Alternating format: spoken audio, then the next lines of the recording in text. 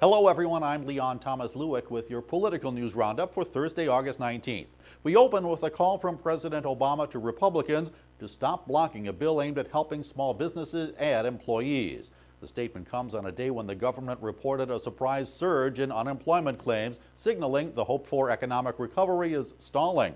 Unemployment claims have now risen for 4 of the last 5 weeks. Obama said small business growth is a key to adding jobs to the struggling economy.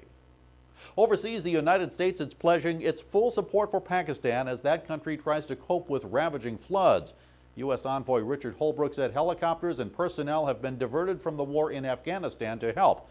Weeks of heavy rains have left major portions of Pakistan literally underwater and left more than 4 million people with no shelter.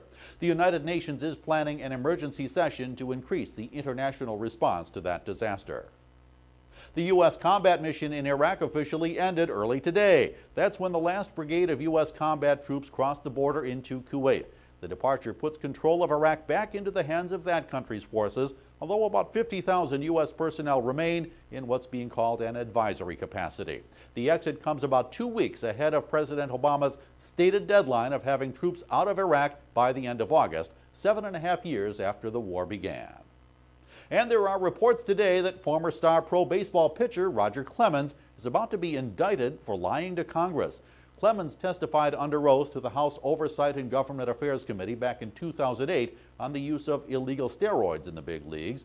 The New York Times is reporting that federal authorities have decided to indict Clemens on charges of making false statements about his personal use of performance-enhancing drugs. That's your political roundup for Thursday, August 19th. I'm Leon Thomas Lewick. Stay logged on to rttnews.com for more on these and other political and financial news stories throughout the day.